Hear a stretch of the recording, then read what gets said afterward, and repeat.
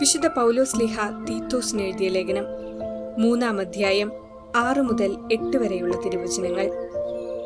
ദൈവം നമ്മുടെ രക്ഷകനായ യേശുക്രിസ്തുവിലൂടെയാണ് പരിശുദ്ധാത്മാവിനെ നമ്മുടെ മേൽ സമൃദ്ധമായി വർഷിച്ചത്. അവിടുത്തെ കൃപാവരത്താൽ നാം നീതീകരിക്കപ്പെടുന്നതിനും നിത്യജീവനെ പറ്റിയുള്ള പ്രത്യാശയിൽ നാം അവകാശികളാകുന്നതിനും വേണ്ടിയാണ് ഇങ്ങനെ ചെയ്തത്. ഇപ്പറഞ്ഞത് സത്യമാണ്. ദൈവത്തിൽ വിശ്വസിച്ചവർ സൽപ്രവൃത്തികൾ ചെയ്യുന്നതിൽ ജാഗരൂകരായിരിക്കാൻ വേണ്ടി ഇക്കാര്യങ്ങളിൽ നീ സമ്മർദ്ദം ചെലുത്തണം എന്നു ഞാൻ ആഗ്രഹിക്കുന്നു. ഇവയെല്ലാം ശ്രേഷ്ഠവും മനുഷ്യർക്ക് പ്രയോജനകരവുമാണ്.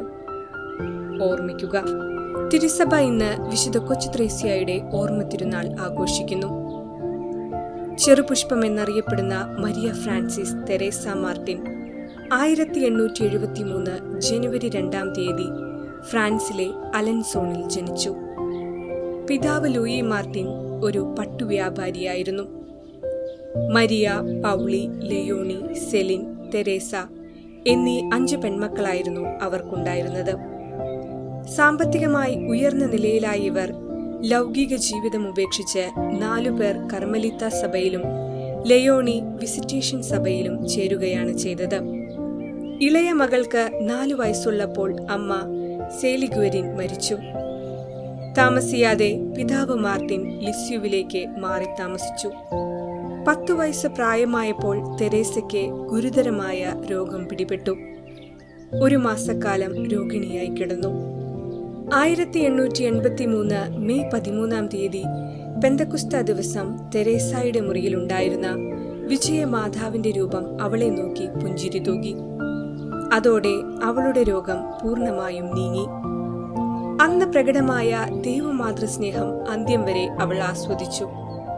തെരേസ അപ്പന്റെ കൂടെ റോമിൽ പോയി 13-ാം ലെയോ മാർപ്പാപ്പയോട് 15-ാം വയസ്സിൽ കർമ്മലീത്ത മഠത്തിൽ ചേരാനുള്ള അനുവാദം അഭ്യർത്ഥിച്ചു. ദൈവം തിരുമനസ്സാകുന്നെങ്കിൽ കാര്യം നടക്കുമെന്നാണ് മാർപ്പാപ്പയുടെ മറുപടിയെങ്കിലും തടസ്സം കൂടാതെ കാര്യം നടന്നു. 1889 ജനുവരി 10-ാം തീയതി 16-ാം വയസ്സിൽ അവൾ സഭാവസ്ത്രം സ്വീകരിച്ചു.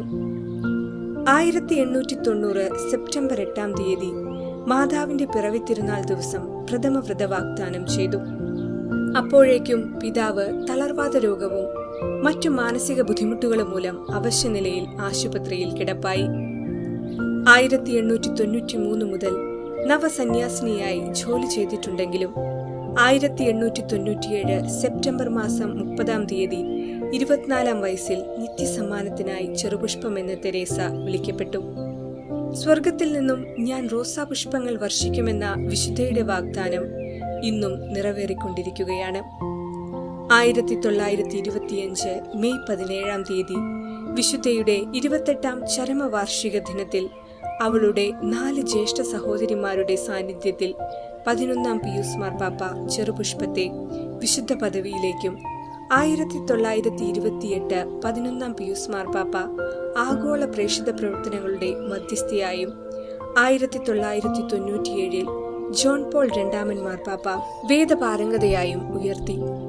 നമുക്കും ഏറെ പ്രിയങ്കരിയായ കൊച്ചു ത്രേസ്യായെ നമ്മുടെ ജീവിതത്തിന്റെ മധ്യസ്ഥയായി സ്വീകരിക്കുവാനുള്ള കൃപ എല്ലാവർക്കും ഉണ്ടാകട്ടെ എന്ന് പ്രാർത്ഥിക്കാം.